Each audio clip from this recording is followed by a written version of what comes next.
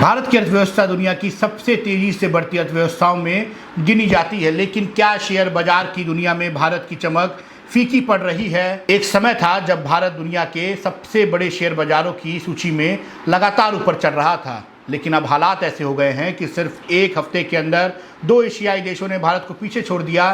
पहले ताइवान और अब दक्षिण कोरिया ने भारत को मार्केट कैपिटलाइजेशन के मामले में पछाड़ दिया है। तो आखिर ऐसा क्या हुआ कि दुनिया की पांचवी सबसे बड़ी अर्थव्यवस्था का शेयर बाजार 7वें स्थान पर पहुंच गया? क्या विदेशी निवेशक भारत से भरोसा खो रहे हैं और क्या एआई की दौड़ में पिछड़ता भारत भारी पड़ सकता है? नमस्कार, आप देख रहे हैं संपन्न भारत। मैं हूं आपका साथी और आज हम बात करेंगे उस रिपोर्ट की जिसने भारतीय शेयर बाजार को लेकर नए सवाल खड़े कर दिए हैं। ब्लूमबर्ग के ताज़ा आंकड़ों के मुताबिक दक्षिण कोरिया में सूचीबद्ध कंपनियों का कुल मार्केट कैपिटलाइजेशन $5.04 ट्रिलियन पहुंच गया है। वहीं भारत का कुल मार्केट कैपिटलाइजेशन घटकर $4.84 ट्रिलियन रह गया है। इसका मतलब साफ है कि दक्षिण कोरिया अब दुनिया का छठा सबसे बड़ा शेयर मार्केट बन चुका है, जबकि भारत 7वें स्थान पर खिसक गया है। हैरानी की बात यह है कि पिछले सप्ताह ही ताइवान ने ही भारत को पीछे छोड़ा था और उसका मार्केट कैपिटलाइजेशन $5.15 ट्रिलियन पहुंच चुका है। यानी लगातार 2 हफ्तों में 2 एशियाई बाजार भारत से आगे निकल चुके हैं। लेकिन सवाल ये है कि आखिर दक्षिण कोरिया और ताइवान ने ऐसा कौन सा जादू कर दिया है? दरअसल इसके सबसे बड़ी वजह है आर्टिफिशियल इंटेलिजेंस यानी एआई की वैश्विक दौड़।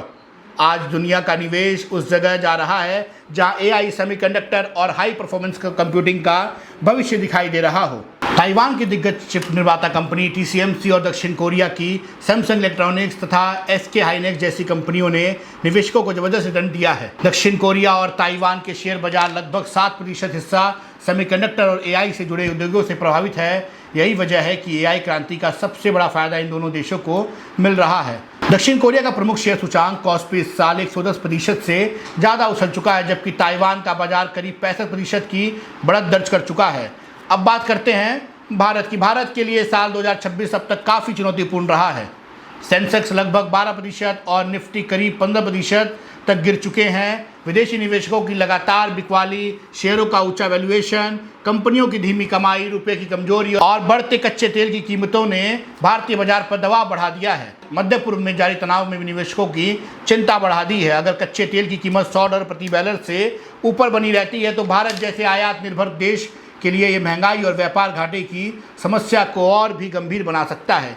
इसी बीच भारतीय मौसम विभाग ने सामान्य से कम यानी लगभग 90% मानसून का अनुमान लगाया है। इससे खाद्य महंगाई बढ़ने की आशंका जताई जा रही है। लेकिन सबसे बड़ा सवाल जो अभी बना हुआ है वो विदेशी निवेशकों का। इस साल अब तक विदेशी निवेशक भारतीय शेयर बाजार से लगभग $24 अरब निकाल चुके हैं। एक्सपर्ट्स का मानना है कि आज दुनिया के बड़े निवेशक एआई सेक्टर में निवेश करने के लिए बेहद उत्साहित हैं और भारत के पास अभी ऐसी वैश्विक एआई कंपनी नहीं है जो TSMC, NVIDIA और सैमसंग या SK हाइनेक्स जैसी आकर्षक दिखाई दें। ग्लोबल इंडेक्स और आर्थिक मामलों के जानकार रुचि शर्मा ने हाल ही में कहा कि दुनिया फिलहाल एआई के पिक्स एंड सॉल्व चरण में है, यानी निवेशक उन कंपनियों में पैसा लगा रहे हैं जो एआई के लिए जरूरी चिप्स, मेमोरी और कंप्यूटिंग इंफ्रास्ट्रक्चर तैयार कर रही है। और यही वजह है कि इस क्षेत्र में भारत अभी अपेक्षित कमजोर माना जा रहा है। रुचि शर्मा का दावा है कि पिछले कुछ वर्षों में विदेशी निवेशकों ने भारतीय शेयर बाजार से लगभग $50 अरब निकाल लिए हैं और भारत के प्रति निवेशकों की उदासीनता पिछले कई वर्षों के मुकाबले सबसे अधिक दिखाई दे रही है। ब्लूमबर्ग और अन्य एक्सपर्ट्स का भी मानना है कि एआई आधारित टेक्नोलॉजी कंपनियों की कमी भारत के शेयर बाजार पर भारी पड़ रही है। तो क्या भारत वास्तव में एआई क्रांति की दौड़ में पीछे छूट रहा है? क्या भारत का शेयर बाजार केवल अस्थायी दबाव में है या किसी बड़े बदलाव का संकेत है? क्या आने वाले वर्षों में भारत सेमीकंडक्टर और एआई सेक्टर में ऐसी कंपनियां खड़ी कर पाएगा जो दुनिया भर के निवेशकों को आकर्षित कर सकेंगी?